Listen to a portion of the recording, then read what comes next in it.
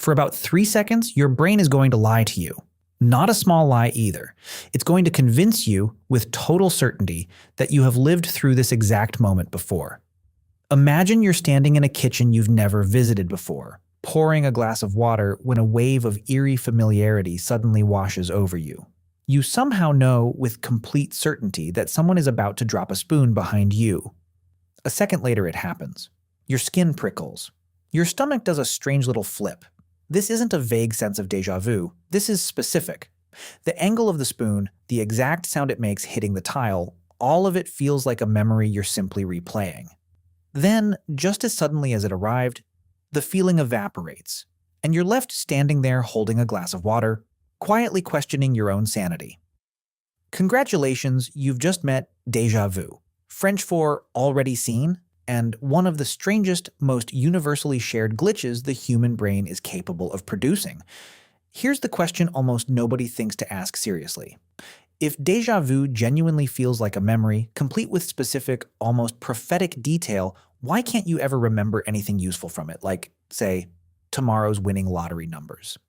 Why does the feeling only ever cover trivial things like a dropped spoon or the exact angle someone tilts their head, and never anything you could actually use? The honest answer is that déjà vu isn't a memory of the future leaking backward in time. It's your brain's memory-checking system briefly glitching in the present, and neuroscientists have spent decades trying to catch this glitch in the act.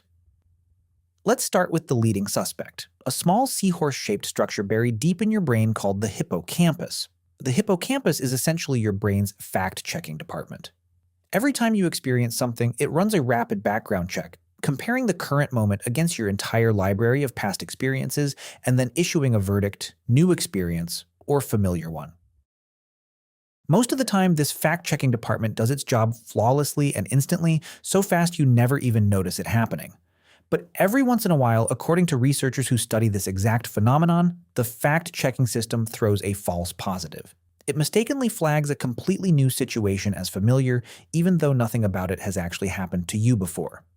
Psychologist Anne Cleary at Colorado State University has spent over a decade trying to recreate déjà vu inside a laboratory, which is a genuinely difficult thing to do, since the feeling is famously unpredictable and fleeting. Her breakthrough idea was surprisingly simple. She used virtual reality to build scenes that were structurally identical to scenes participants had seen earlier. Same layout, same spatial arrangement of objects, but with completely different individual details, different furniture, different colors, different decorations. The results were striking. Participants who viewed a new scene sharing the same underlying spatial layout as an earlier one reported déjà vu far more often, even though they couldn't consciously identify what exactly felt familiar. Cleary's conclusion was that déjà vu might be triggered by something called gestalt familiarity, your brain recognizing the overall spatial arrangement of a scene without your conscious mind ever being able to pinpoint the specific matching memory buried underneath it. Think about that kitchen for a second. Maybe you've never been in that exact kitchen, but your brain has quietly logged hundreds of kitchens over your lifetime. Sinks on the left, windows above the counter, and this particular arrangement happens to match one buried somewhere deep in memory that you can't consciously retrieve.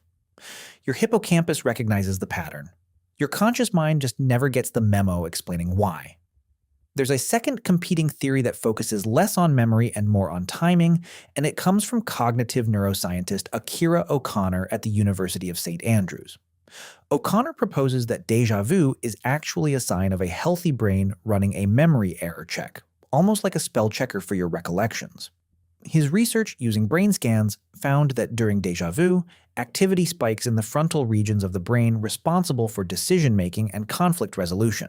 The same regions active when you're consciously trying to correct a mistake, rather than in the memory regions themselves. This suggests déjà vu isn't your memory malfunctioning at all. It's your memory checking system successfully catching a memory malfunction and flagging it to you in real time, similar to how a spell checker underlines a word without needing to know the correct spelling. Under this theory, that eerie feeling of familiarity is essentially your brain saying, something about this situation is triggering a false memory signal, and I want you to know I noticed.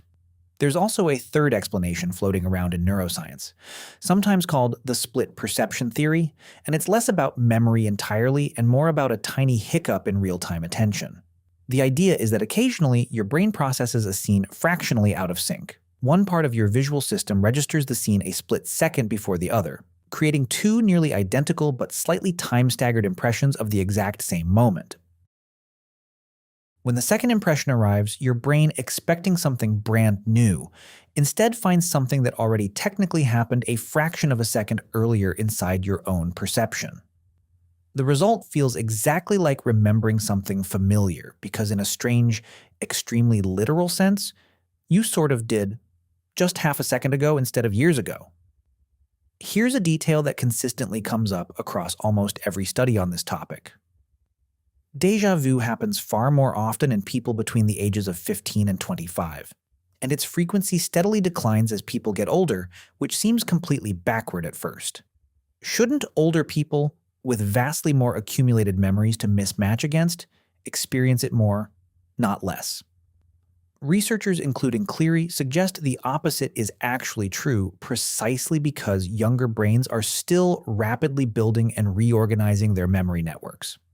A brain with fewer, less densely packed memories may actually be more prone to occasional false familiarity signals, while an older, more mature memory system has had more time to fine-tune its fact-checking accuracy.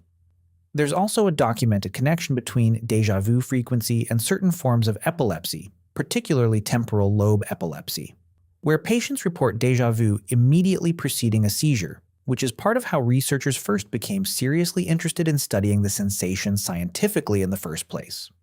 So if déjà vu really is just your brain catching its own minor errors, why does it feel so unsettling, almost supernatural, rather than clinical and forgettable, like autocorrect quietly fixing a typo? Cognitive scientist Chris Moulin, who has studied déjà vu extensively, suggests the unsettling quality comes specifically from the mismatch itself. The collision between a strong, confident feeling of familiarity and the simultaneous, equally confident knowledge that the situation is objectively new.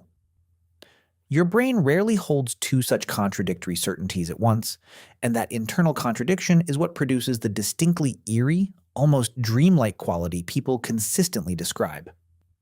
In a strange way, déjà vu might actually be reassuring evidence that your memory system is working exactly as intended.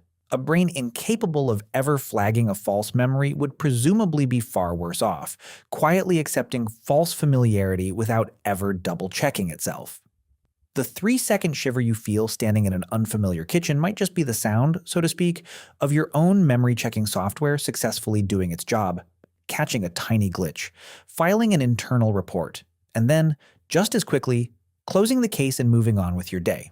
So the next time it happens, standing somewhere you've genuinely never been, convinced for 3 impossible seconds that you've lived this exact moment before, you're not glimpsing some parallel timeline or catching a flicker of the future.